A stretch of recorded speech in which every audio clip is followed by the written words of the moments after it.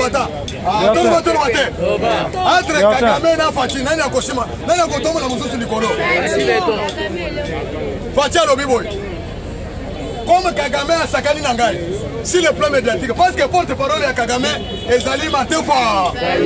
Est-ce que Bolanda qui déclaration il y a failli lutter?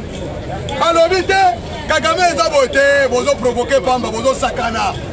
Fatia Zanzo Bate, Fatia Zamaye, Fatia Kolo Bate, Fatia Zo mettre en action. Kagame a lobby, Fatia Tingiba militaire à rapport. Pour l'accès que ceux qui ont méquis, on constate. Ah, Yébela. Élection écossaises en 2023. Opposant Baza prête. Kabila a un dossier Yachebe. Kabila a un dossier ya massacre ya Bundu Diakong. Oyo abomela Kachebe. Kabila a un dossier ya massacre ya Kamwenasa. Kabila a un massacre ya Tingi ya Makobola. Ba dossier wana nyonso eza na mesa ya procureur ya CPI. Ndeba yebisi Kabila yakawa. Ke yakao. Nde omoni Vital Kamere na bisa bino ke Kamera azobela te. Kamere akoti na Losambo dimanche na Notre-Dame ya Paris. Akomi ko lo atindi émissaire na ye. Oh, Fachi na zonga parce que moto peli libanda CPI afongoli déjà ba robinet na yo nyo. Bato bakimaki basala coup d'état. Barate. Bazoka na bangonyo. Nde omoni Kabila sengi Fachi zela na ya après. Ah, il a pas suivi quoi? Kagame, pour nani Vital Kamere, a sengi nazoya. Comment on dit kama le pas secrétaire général ya UDPS. Aye pamba te, aye ko senga, boli bisaka Kamera ayao. De l'autre côté, chez François Beya Zolo Bate. Il a pas suivi quoi? Parce que François Beya azana eloko koko sa peuple congolais. Service d'intelligence américaine, service d'intelligence militaire et civile à RDC. Et dans la récupération de la situation.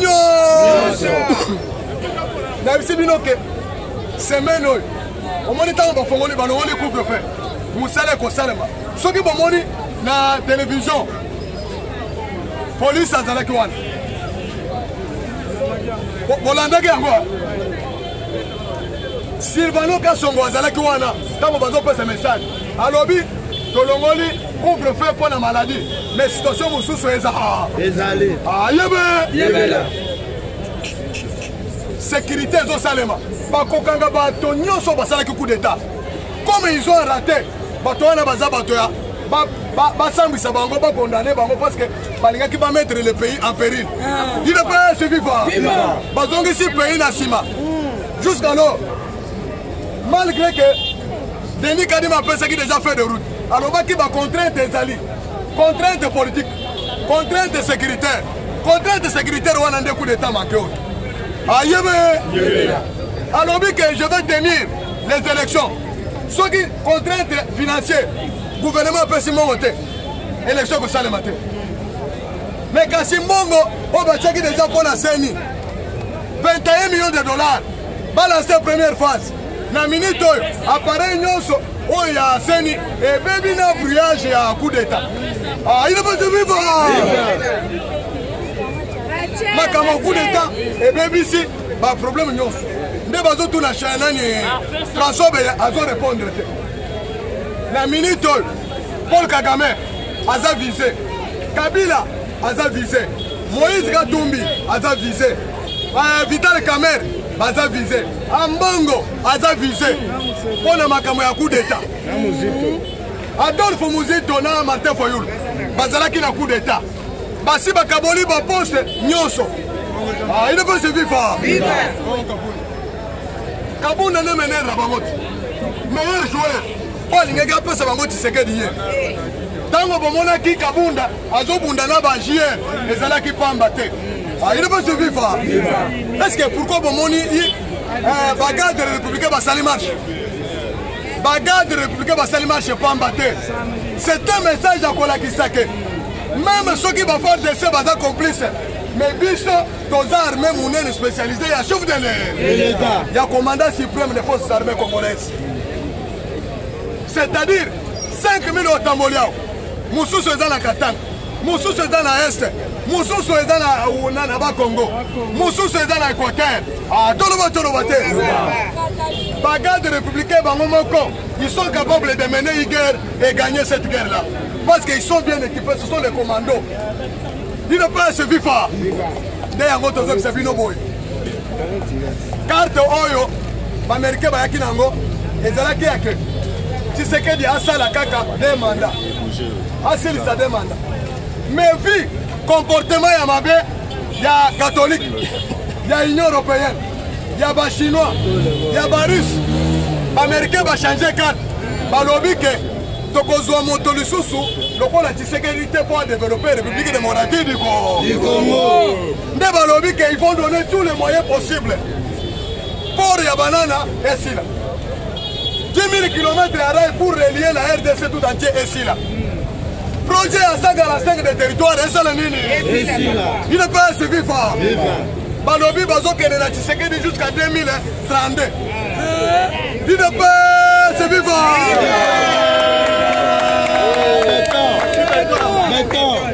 Balobi d'abord azalano bachena pareil bamoni ke makile na yezo tambola kito il ne peut se vivre makila na yezalano propre azala sida te ayebe azuna le coronavirus ne balobi moto ko travailler na yeyewo balobi boye bazo sala les américains makamon nazo bisabino ko comprendre ngo après les américains baza décidé ya ko sala congolais azwa soins de santé offert les américains balobi que il fallait ba congolais bali abamela kitoko de première société o epesa ka bato petit Pepsi Cola et ya gata salene wana soki omeli ka bouteille moko oza capable ko lia soso moko yomo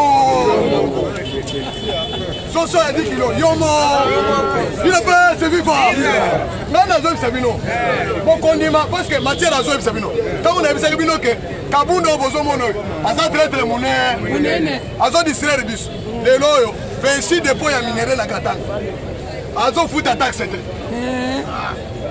tala banda tozi pouvoir tozolaki pouvoir ya kabundu asarechir akoma patron munene awa biso tozoloba matin midi soir kabundu azoseka biso maintenant vérité bimaka te asali nini papa soki omoni parlementaire alobi likambo yebele makambo nazobisa bino baaméricain baye libela bayebisi balingi balakisa bachinois que bino bokoti na Afrique bosali bambule belé ba-africain bachange te mais ngai nazolakisa bino exemple ngai nazosala développement ya Afrique mobima il ne peut se vivre pas Museveni aleli epa Tshisekedi nakomi déjà na fin batela Afrique nazotika Afrique na maboko na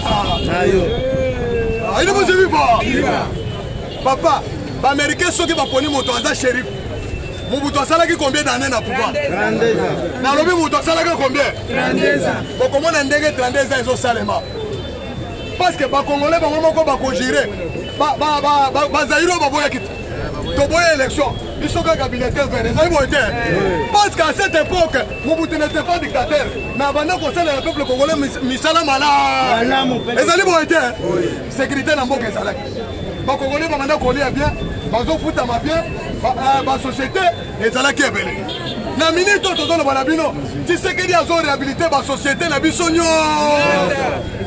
Miba, Chekamine, Onatra, ba société Sokimoto, ba société nyonso oya kanawana bazo réhabiliter yango parce que ezaki société ya américain, mususu ya ba belge, mususu ya ba japonais. Coopération Zaïre Japon ezozo. Il ne peut se vivre. Vous à la calme. Makambo à élection et Kosalema. Tshisekedi azozwa deuxième mandat.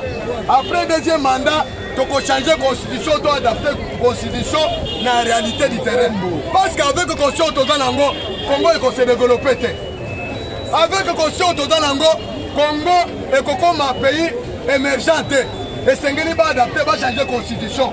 Toi, tu as mis en faveur du peuple congolais. Boyebi Etienne Tshisekedi alobaka mokolo bayaki na constitution alobaki c'était un acte de vente basekaki déjà minéraux na biso epa baoroi il ne peut se vivre toloba te combattant naza na matière bozo faire distraire il ne peut se vivre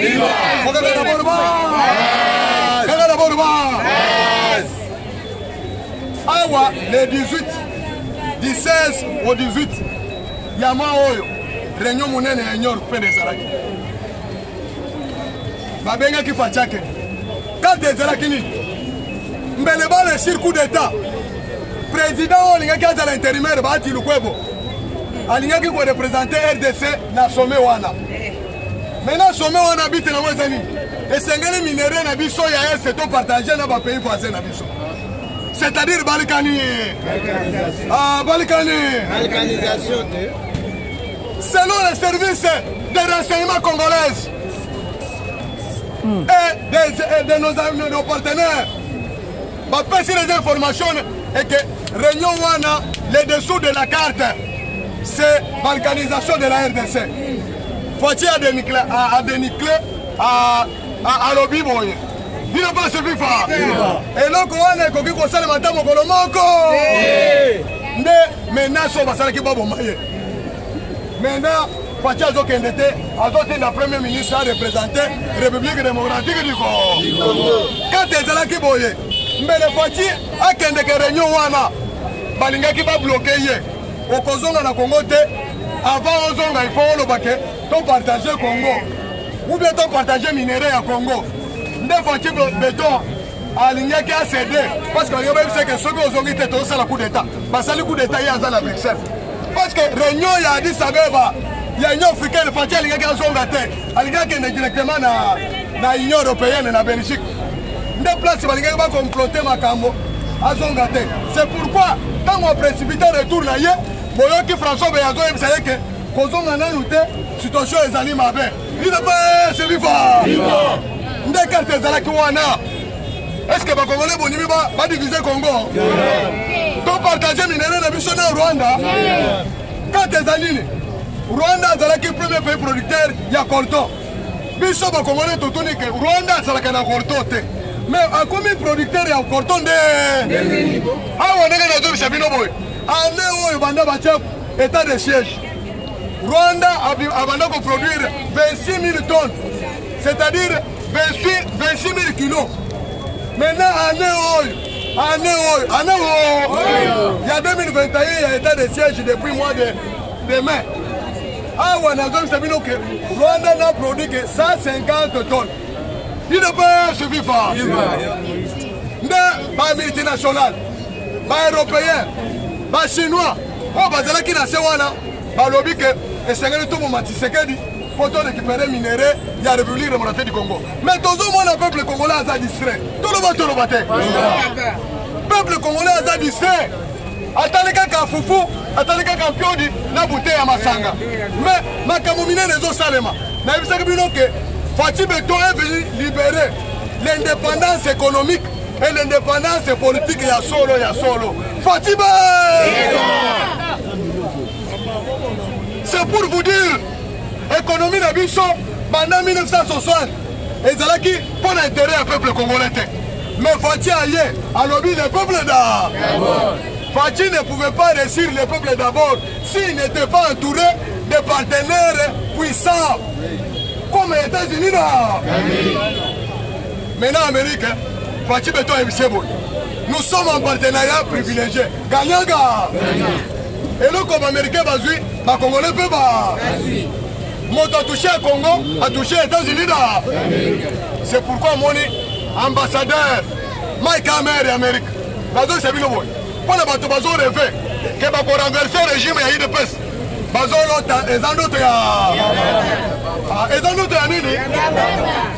Depuis 1885, dans Kabola qui Congo, Afrique. Moto alobaki ko Congo za la munene ya boye 2 345 km² les États-Unis da Amérique. Quelqu'un soki Amérique andimi ndeba mosele à RDC. Mais comme tous a déjà un partenariat gagnant. C'est-à-dire moto mususu akoki ko sala yango. Nda Amérique alobi moto oya ko toucher République démocratique du Congo a touché les États-Unis da Amérique. Tous les alliés des États-Unis d'Amérique, les Émirats arabes unis, Allemagne, Israël. Ba pays nyonso eza sima Amérique.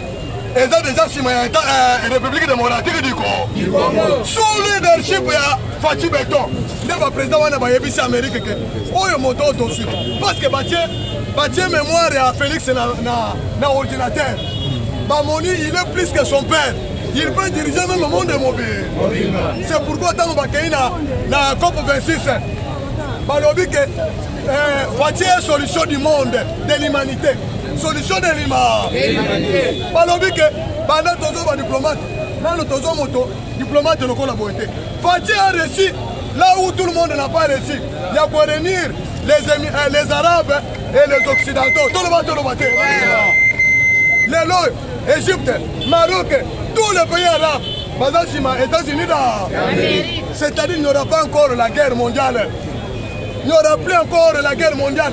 Parce que Batoyo va dire que la guerre mondiale est seulement. Et c'est là que les Arabes et les Occidentaux. Mais comme Fachi, à travers Solution Climat, à réunir toutes tendances confondues, les Occidentaux et le monde arabe, il ne peut suivre pas. C'est pourquoi PCA Congo il est la solution de l'humanité. La RDC, c'est un pays sans solution. Est-ce que Kabila a sali 18 ans? Tout le monde. Combattant dans la communauté, tout le monde. Dans la matière. Est-ce que vous avez vu ma salami lobby? Vous avez vu ma salami lobby? Kabila a 24 ans. Dans 150 cadavres d'ambassadeurs. Na ba pays na bango. Na ba pays où totinda ki bango. Ba corps est dans la mort jusqu'à aujourd'hui. Ba loyer est allé belé. Il fallait qu'on paye 200 millions de dollars pour amorcer, pour résoudre les tensions diplomatiques. Bongo ebele Kabila tikili bisonyo. Tant que Félix Nazo c'est bino que la côté mboka ya kokufa. Il ne peut suivre pas. Comment ça fait-il que au Congo qu'on nomme ambassadeur Mususu sans que on rappelle au Azawana na famille na yenyoso ozo sabango na mboka. Comment la famille de l'ambassadeur est moko azokufa et puis menaye bazokuna ngote pendant 24 ans. Chez vous qui tourne au ministre des Affaires étrangères, tout le monde. Bao nyonso bazali bana oyo toboti na parlement changement de mentalité. Akomi président munene. Boye bien te. Voilà, sango bozo mona wana abotami awo. Président oya Rombo Willeri abotami awo Olivier chinois. Bao nyonso tobote bango. Il ne peut se vivre. Parlement Mouné. Je vous dis que Fachi a résoudre le problème il y a Kabila il y a 24 ans, la diplomatie. Et Sengeli a foutu 200 millions de dollars et d'euros. Va repatrier Bibembe Nyonso et Zongao. Famille à l'ambassadeur de Kala Nyonso et Zongao. Dans la gestion il y a Kabila. C'est-à-dire que c'est la campagne parce que sur le plan interne que sur le plan externe. Souvenir c'est pourquoi les Congolais ne pouvaient pas avoir la dignité. Respecter Bissoté parce qu'un ambassadeur a un locataire, a foutu loyauté. Il ne peut se vivre. Or, un ambassadeur, c'est un représentant légal et un chef de l'État. C'est un président de la République. Mais Talaskoyo, ambassadeur, Kabila Tindaki, Mobutu Tikaki, Bakofi, il peut mener la mort jusqu'à aujourd'hui. Et c'est un faut au pouvoir pour résoudre le problème. Va repatrier Bibembe, il y a ambassadeur, Batangi classe au Félé, dans le Bafoudi RDC dans le Nyongwebele. Il va repartir d'abord 200 millions de dollars. De façon que Fatia Fouta, c'est d'abord famille, Nabi Bembe et Zom. Loyer et Dikala, Ané Moussou, tout le monde. Et puis, on va que Fatia Salini, Mounokozo Lumbaso. Il n'a pas se vivre. Makamon a dit que c'est Bino, et ça blague était. C'est le ministre des Affaires étrangères, puis ce premier ministre. tundula ya Moïse Katumbi amon a découvrir mais Moïse ozalaki gouverneur gestion na bino ezalaki mabe. Moïse appuyé chez Camille place ya SNCC a expatrié minéré. Moïse a tient mituka na ye moko parce que oye kolobake otogéraki mboka mais faut remettre le Congo sur les rails.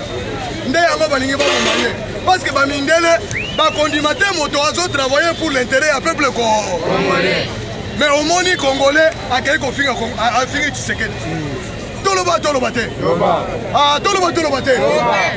Président Pole Yaka. Moïse Katumbi azana dette privée. Eza boye te.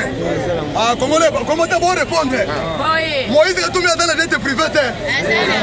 Moïse Katumbi azana dette privée. Sowe Kabila azana dette privée. Vital Kamerhe asombeli mwasi na ye. Type ya 800 millions de dollars. Comme cadeau na mariage. Nani Amida. Kabila azana dette privée. Matata Ponyo azana dette privée. Batonyo se Kabila azana dette privée.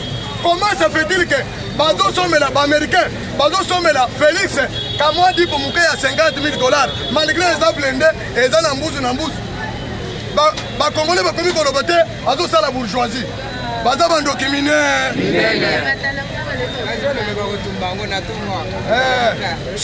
Au monde, maintenant, le peuple congolais a mon que Tozana ba ennemi na mboka ba étranger. Il est pas c'est viva. Na lobi boy, Moïse Katumbi na dette privée, ata président de la République était. Kabila ata na dette privée. Sowe Kabila, Jeannette Kabila, Matata Ponyo. Ba tebele mabunda ata na dette privée. Mais ceux qui fati ba sombili pas Émirats Arabes Unis.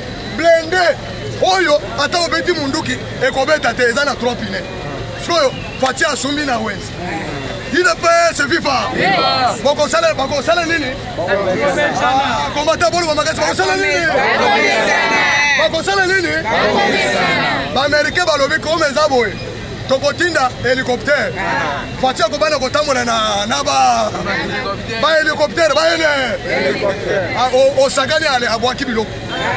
Il ne peut se vivre. Ah wanenge na zo sebino boy. Congo maintenant devient un pays le plus puissant de l'Afrique. Armée autozana ngo bamona kilo kola fati aza distrait. Tango bozo mona alali wana abanda kola la terre.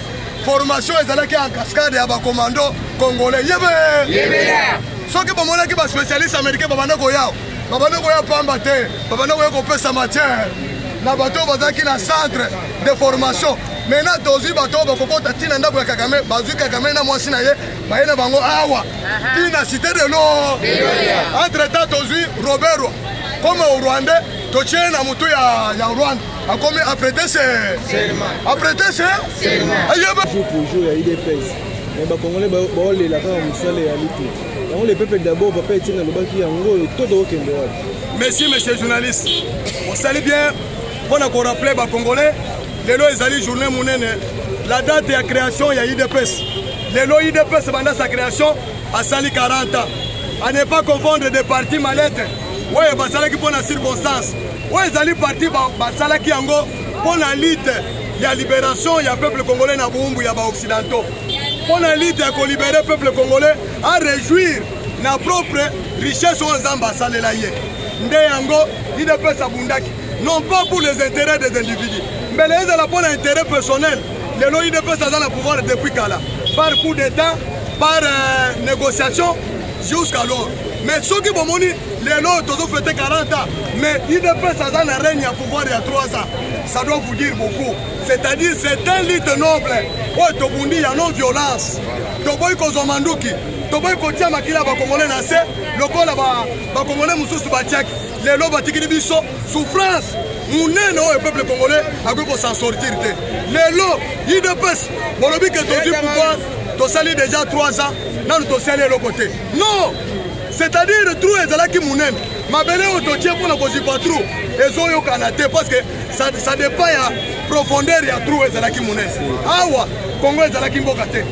Tu as là qui na carte d'identité. Tu as là qui na frontière. Frontière la biso est là qui passoire. Ce qui Kagame a traversé la midi, a traversé. A traversé la Poko, a traversé. Mais banda moi na mboka Tshisekedi aye. azosala d'abord les fondamentaux. Pour qu'un pays soit une nation, esengeli d'abord peuple azala, territoire ezala, intégrité à territoire ezala.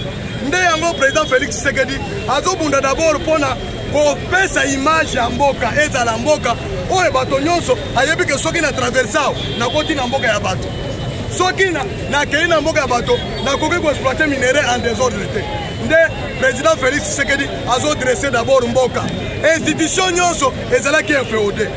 Secteur nyonso ya Congo ezalaki na maboko ya famille moko ya Kabila. Économie, commerce, banque, biloko nyonso tout ezalaki na maboko. Maintenant Tshisekedi azo travailler d'abord azongisa biloko wana na maboko ya l'État. Bato babanda ko détourner biloko ya l'État. Esengeli bayoka bobangi ke soki nazwi eloko ya l'État bakokanga ngai. État de droit. Tshisekedi azo sala démocratie. Asali que peuple yemoko a s'exprimer. Sécurité, dignité au peuple congolais. Abomi bakacho nyonso. A libérer ba prisonniers politiques nyonso. Peuple congolais a sala indépendant. Lokola Nzamba kela biso ke toza la indépendant. Nzamba pesa moto nyonso liberté. Mais ce qui m'étonne c'est quoi? Le peuple congolais a zoyeba te que liberté eza eloko munene koleka biloko nyonso. Parce que soki oza na kacho, soki oza na captivité, boto na bato ya Israël. Donc babana ko kende captivité, babana ko mona ba souffrance ebele. Nde oyo peuple congolais abanda ko mona. Maintenant Tshisekedi a eu pouvoir pour redresser la RDC azonga d'abord mboka.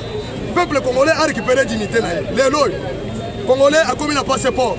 Passeport, les sous ya ba étranger.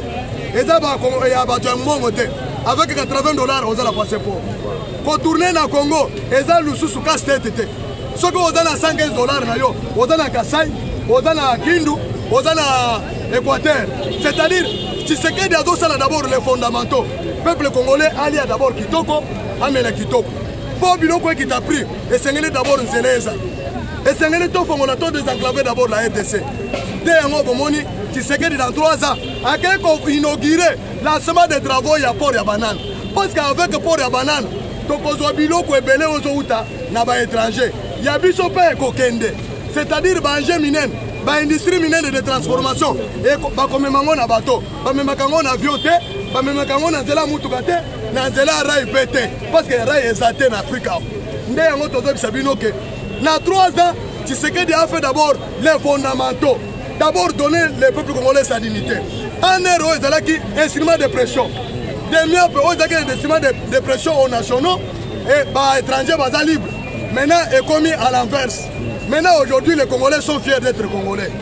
Les Congolais sont fiers d'être Congolais partout, même dans le monde. Les Congolais, dignité dans le monde, ils liberté d'expression. Les locaux chef de l'État. Au niveau de la coup d'État, François Beyaye un exemple. Mbele dans la période de Mobutu, Eric Nengazali, Tokuti na mort. Après combien d'années, Nandako ya John Ndomo. Moto ameka qui kosa la coup d'État Lukuta. Mais tala lelo, François Beyaye sala la coup d'État na Kabila, na Moïse Katumbi, na Martin Fayulu, na Muzito, na Église catholique, lelo baza libre. Ce qui veut dire, Félix Tshisekedi, na régime ya IDPS, nous sommes les pays, les partis politiques de non-violence. Nous avons le pouvoir de la non-violence. Donc, nous avons le pouvoir de la non-violence par le régime. D'ailleurs, Mobutu, Laurent Désiré Kabila, Joseph Kabila, il y a élection à date. Mais Bisso a le pouvoir. Un seul mandat, Tolobi que 2023 échéance pour les élections. Fait de route et déjà et pas Denis Kadima. Donc, c'est la mobilisation des recettes. Oh, et ça le matin, la Congo, bana Congo, et ça. Tokuti Congo, Kabila 24 ans, avec un budget à 3 milliards. Mais Bisso Tokuti Congo, à 6 mois, tu redressé budget à 11 milliards. C'est la volonté de mieux faire pour son peuple. Tshisekedi a la volonté de faire le peuple. Les lois, minéraux na biso, maïs na biso, bazété na biso, et comme une solution pour l'humanité tout entière. Qui a valorisé ça? C'est Félix Tshisekedi.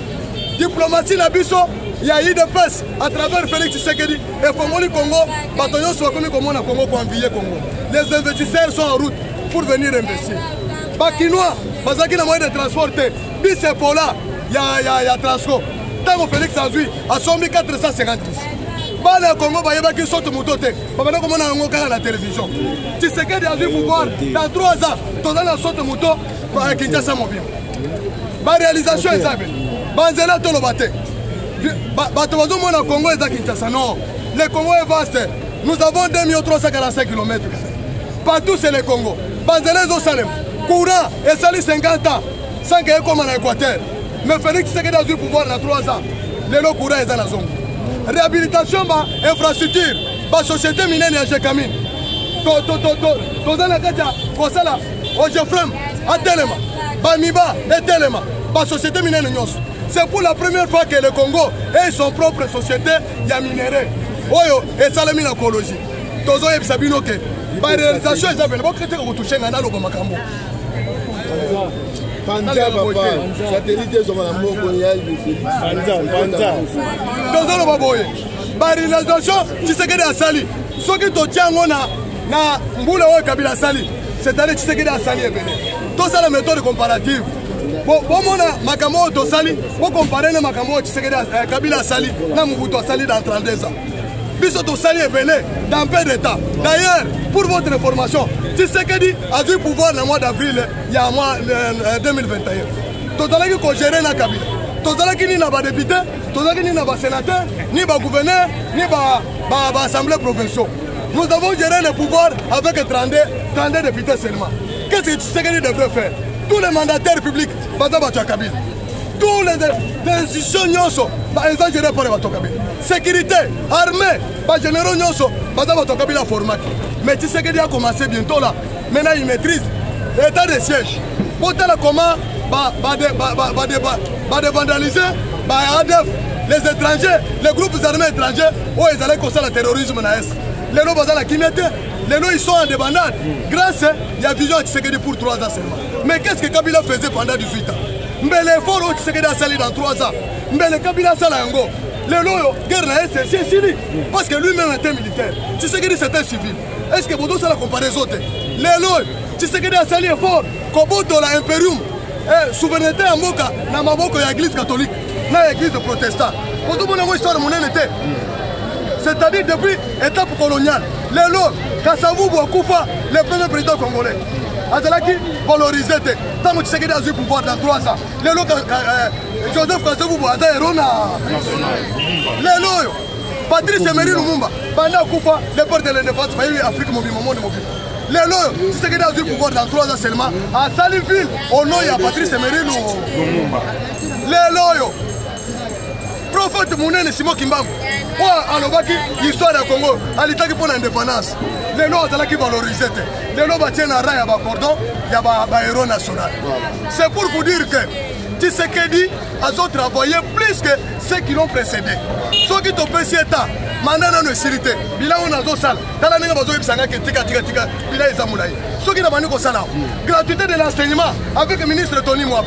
Les lois, il fallait attendre ce qu'il y a au pouvoir pour que la Constitution, article 43, et l'objet que va c'est-à-dire, pour ça, ceux qui vont coûter les bateaux, les politiques, ils vont tourner à la sécurité. Ceux qui vont aller à la sécurité, ils vont aller pour la matière. Là, il y a une réalisation, ceux qui vont aller c'est-à-dire, c'est pour vous dire que Tshisekedi a sali Ebele. Nicolas Kazadi a sali montagne à mobilisation. Oui, comment on a salaté. Banque centrale. Détournement de la Kabila Tchaki dans la banque centrale. Tous les autres ont la carte d'identité. Les lois, ministre Assel, a lobby que les Congolais ont la carte d'identité. Mois de mars, recensement est ouvert.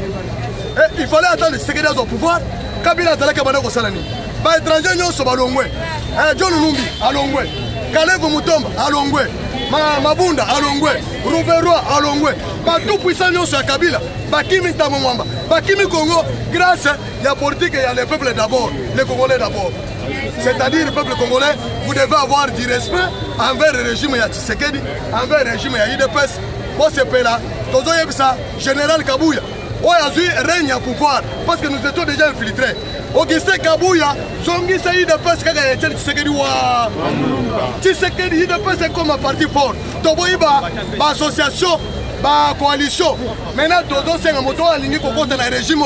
Ah, derrière des campagnes n'abisso parce que la élection, par matière, par président parlement de Mounios. Donc on postule au nom Yaïd. Donc vous voyez, ce peuple congolais, ceux qui ont aligné collé à Mabundu, il y a $1. Soso, il y a $1. c'est-à-dire à voter député il y a 1 heure. Parce que biso soki tokoti na parlement, toko changer makambo fati à cause de la boulevard. Il y a cause de la peuple.